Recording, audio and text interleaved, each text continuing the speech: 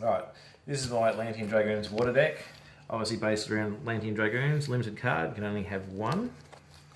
And its effect is that any level 3 or lower Sea Serpent monster can attack the opponent directly, which I absolutely love. So the deck's built around getting this up. So the first 3 cards, obviously, level 3 Sea Serpent monsters. These guys, so Spiny Gilman, when I have other cards in the field, it gives them a boost.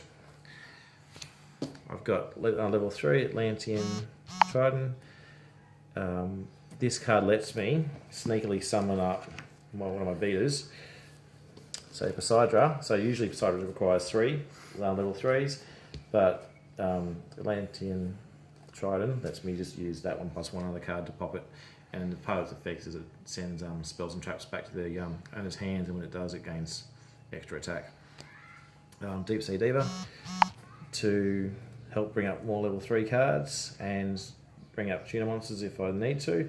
The extra deck I've got is just a whole bunch of random cards that works with it, but I almost never ever use it with this deck. Atlantean Attack Squad. So these guys are my Sea Serpents to help attack directly. They line up really well with Atlantean Dragoons. Atlantean Marksman. Once again, now his effect is when I do direct damage, I can bring up another Sea Serpent monster, and he's a 1400 attack monster. So once again, kind of semi-heavy hitting cards, which attack directly with Atlantean Dragoons. Looks like you can pop back row too. Target one set card your opponent controls, destroy that target. Yeah, he's sneaky. I love these cards. So, Heavy Infantry, just a defense monster to help slow things down and bring up extra cards. We've got Ice Mistress, so Sea Serpent Tuner again for bringing up the extra deck if I need to, and it's just another Sea Serpent card to throw into the mix. Now I'll use this one because when I'm playing mind games. So Snowman Eater, so when he's flipped up I get to target a face up monster on the field, destroy that target. I let my opponents know he's in there, so when I'm bringing out my other monsters I put them down, face down defense, hoping that they won't know which one's which and slow them down, because this deck does take a while to get going. That's the biggest downfall. If I get 6 or 7 turns, deck starts to work, and that's when the magic starts to happen. Deep Sea Diver. At the end of the battle phase, this card was destroyed. I can choose one monster from my deck and place it on the top of my deck. So that one's used to help bring up Atlantean Dragoons if I haven't got it in my hand already. I've actually got 2 of those. That's my monsters. Oops, I've also got this big monster as well, just as an extra card for a bit of fun. Don't get a chance to use it very often. Throw it out to zoom in on his effect. It's so little I can't remember what it does. There it is. Yep, spells.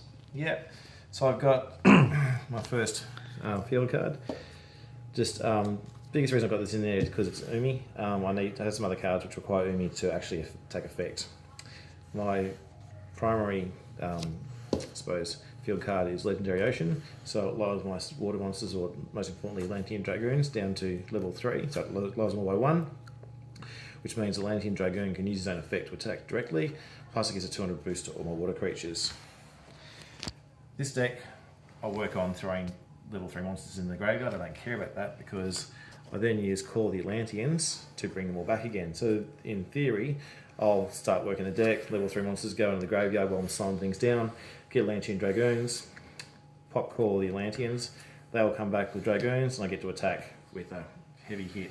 If it's not heavy enough, I'll throw Aquajet, 1000 boost for the monster, and it stays on there until the card is destroyed.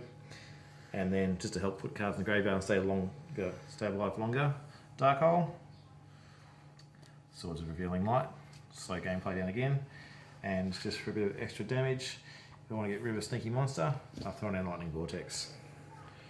Torrential Tribute, once again, helps us get rid of your opponent's cards. And to really slow things down, I've got Gravity Bind. So level 4 or higher monsters can't attack at all, mine and the opponents. The one catch to that is Xyz monsters aren't levels, they're ranks, so they go straight on top of that, don't worry about it. That's why I've thrown this in, just as a, hey, I've got this card in here, you better think twice before you attack me. Now, if I'm getting attacked by those guys, I've got 3 tornado walls in there, and what these guys do is if they're linked with another Umi, I take no battle damage at all. And recording. And the last one is Forgotten Temple of the Deep. It's treated as Umi, so it works with Tornado Wall. And also it helps to save Atlantean Dragoons. So when this is targeted for attack, I can banish Atlantean Dragoons. At the end of my phase, it comes back. So it just keeps going, coming back until you need to use it. Because once this is gone, this deck's over. Alright, extra deck. Extra deck. Alright. Don't ask me what they do. Shark Drake, detached to attacks. Abyss Dweller negates graveyard effects, plus it gains 500 attack for each of your water monsters. I originally got this because it was a Sea Serpent, being used with Atlantean Dragoons. Yep. But because it's a rank and a level, I don't think it can work. All water monsters you control gain 500 attack, basically. Nightmare Shark, good card. Can't remember what that one does. Giga Brilliant, gain attack. Triage Levier, I'll just zoom in on his effect. Nice, next.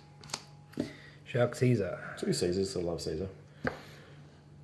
Nice. And Photon, yep. Acid Golem. Allied Justice. Catastor. TG Librarian. Nice. Drop out. And what's this one do?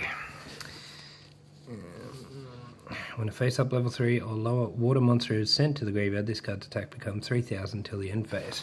That's pretty easy to do with this deck. Nice. So that's your Atlantean Sea Serpent deck.